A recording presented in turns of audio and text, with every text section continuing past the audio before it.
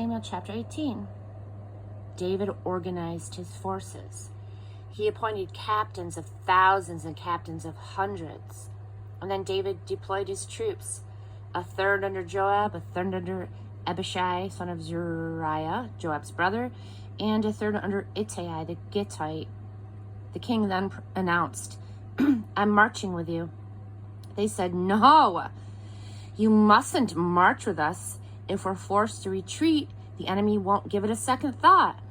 And if half of us die, they won't do so either. But you are worth 10,000 of us. It will be better for us if you stay in the city and help from there." "If you say so," said the king, "I'll do what you think is best." And so he stood beside the city gate as the whole army marched out by hundreds and by thousands. Then the king ordered Joab and Abishai and Ittai, "Deal gently for my sake with the young man, Absalom." The whole army heard what the king commanded. The three captains regarding Absalom.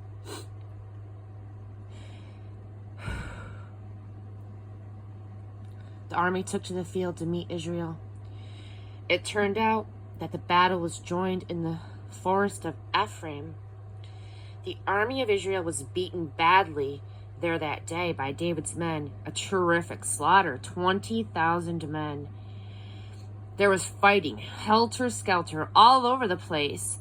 The forest claimed more lives that day than the sword.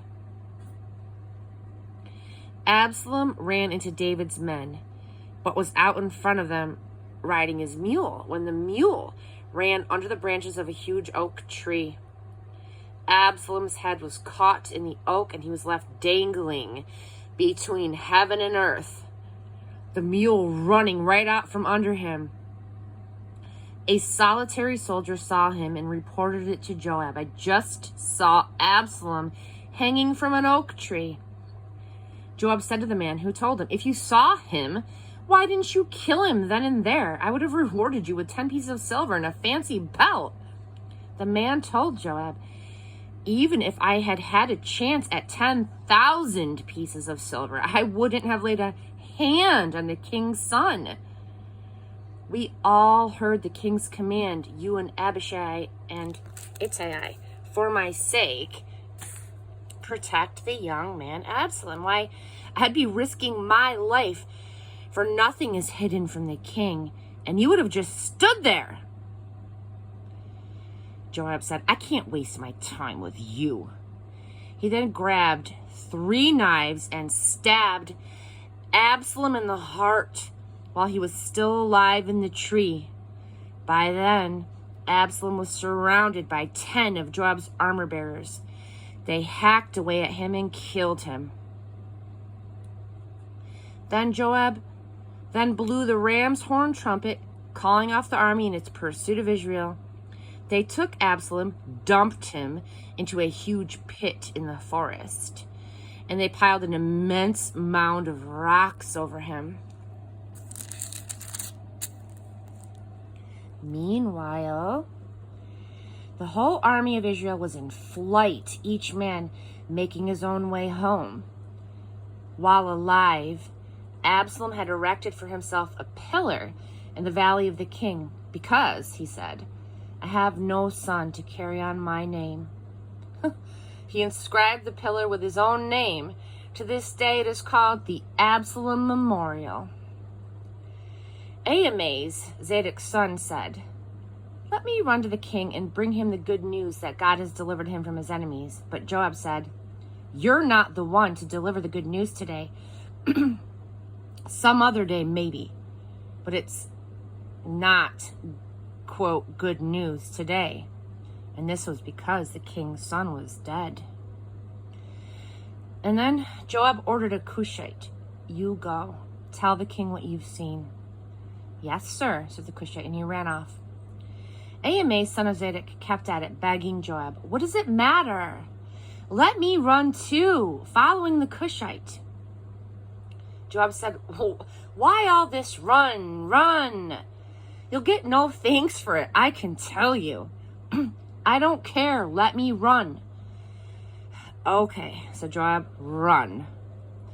And so Ahimaaz ran, taking the lower valley road and past the Cushite. David was sitting between the two gates. The sentry had gone up to the top of the gate on the wall and looked around. He saw a solitary runner. The sentry called down and told the king. The king said, "If he's alone, it must be good news." As the runner came closer, the sentry saw another runner and called down to the gate, "Another runner all by himself." And the king said, "This also must be good news." And the sentry said, "I can see the first man now. He runs like Ahimaaz, son of Zadok." "He's a good man," said the king. "He's bringing good news for sure."